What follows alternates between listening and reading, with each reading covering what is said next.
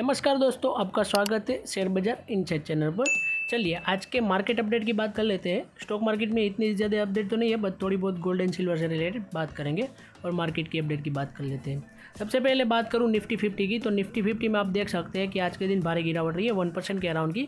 तो आप देख सकते हैं निफ्टी 50 में शुरुआत से ही भारी गिरावट रही थी। आज के दिन देखें तो 23,123 के ऊपर निफ्टी 50 क्लोज हुई है और 243 पॉइंट की गिरावट रही है।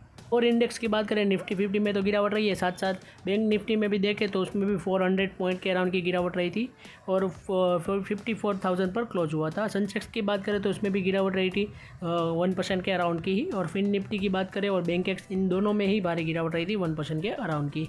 आज के दिन गोल्ड के प्राइजेस की बात करें तो आप देख सकते हैं कि गोल्ड के प्राइजेस में भी गिरावट रही है। 1,54,905 रुपीज़ पर अभी के लिए हमारा एक 10 ग्राम सोने के जो प्राइस है वो क्लोज हुआ है। तो आप देख सकते हैं कि सोने के प्राइस में गिरावट रही है, आप देख सकते हैं आज के दिन।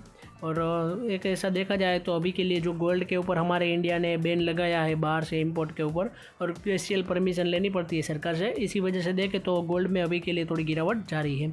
और सिल्वर की बात करें उसमें भी सेम ही हालत है। 2,46,201 रुपीज़ 1 kg का प्राइस चल रहा है सिल्वर का भी। तो उसमें भी देखें तो आज के दिन 1% प्लस की गिरावट रही थी और 2,300 रुपीज़ के अराउंड सिल्वर के प्राइसेस में गिरावट रही है आज के दिन। नेक्स्ट बात करें IDFC फर्स्ट बैंक की, तो उसमें भी देखें तो 1% के अराउंड की गिरावट रही है आज के दिन, क्योंकि उनके अंदर जो 646 करोड़ रुपीज़ का फ्रॉड हुआ था उसकी CBI ने अब सर्च यानी कि जांच करना शुरू की है।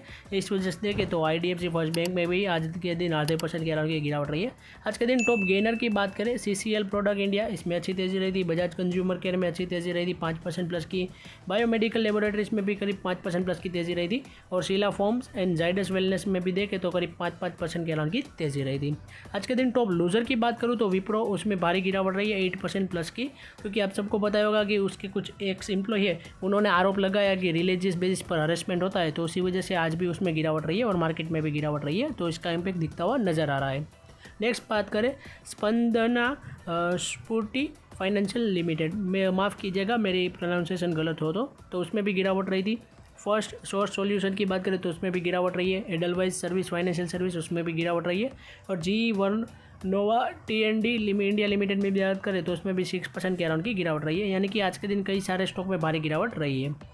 ग्लोबल मार्केट की बात करें तो आप देख सकते हैं गिफ्ट निफ्टी में तेज़ी रही थी, US 30 में थोड़ी तेज़ी रही थी। US टेक 100 में गिरावट रही 3.5% की भारी गिरावट रही थी, जो 6 जून यानी कि फ्राइडे के दिन पिछले।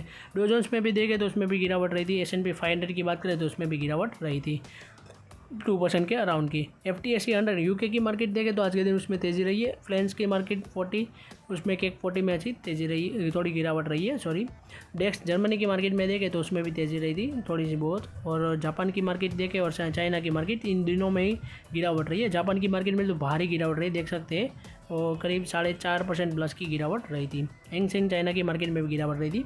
इकोनॉमिक इंडिकेटर की बात करें तो $1 INR की बात करें तो आप देख सकते हैं कि 95.71 रुपीज़ तक हमारा रुपया पहुंच चुका है, जो हमारे लिए अच्छी बात नहीं है। Brent crude oil and WTI, इन दोनों में वापस से 2% की तेज़ी रही है, क्योंकि जो इजराइल और ईरान वाला युद्ध है वो वापस शुरू हो चुका है, क्योंकि US भी वापस से स्ट्राइक करता जा रहा है ईरान के ऊपर, ईरान भी उसके कुछ पड़ोसी देश के ऊपर स्ट्राइक करने जा रहा है।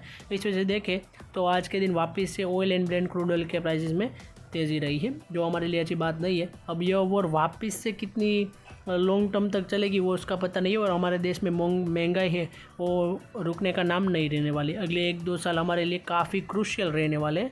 तो हमें भी यह ध्यान रखना होगा कि थोड़ा बहुत खर्चा बचा कर करें और थोड़ा बहुत पैसा इकट्ठा करके रखें, ताकि बुरे समय में काम आ सके। अभी के लिए देखें तो सिल्वर के प्राइजेस है, गोल्ड के प्राइजेस है, वो भी गिर रहे हैं, क्योंकि हमारे सरकार है वो $, यानी कि फॉरेन करेंसी एक्सचेंज रिजर्व्स है, उस फॉरेन रिजर्व्स को बचाने के लिए हमारे इंडिया को गिरने से रोक रही है। इस वजह से गोल्ड के इंपोर्ट भी अभी के लिए स्पेशल परमिशन की ज़रूरत पड़ रही है। इसलिए सरकार बोल रही है कि बाहर मत जाओ, ज़्यादा खर्चा मत करो। तो प्लीज़ थोड़ा बहुत अगर आपके पास पैसा पड़ा है तो उसको सेविंग करके रखिए, क्योंकि आने वाले दिनों में उसकी कमी महसूस होने वाली है। अब देखते हैं कि आने वाले दिनों में क्या होता है, और ये ओवर जल्द से जल्द ख़त्म हो जाए, यही हम उम्मीद करते हैं। तो आज की वीडियो की बात करूँ तो हमारी यही तक थी।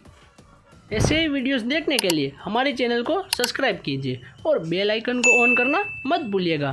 Thanks for watching.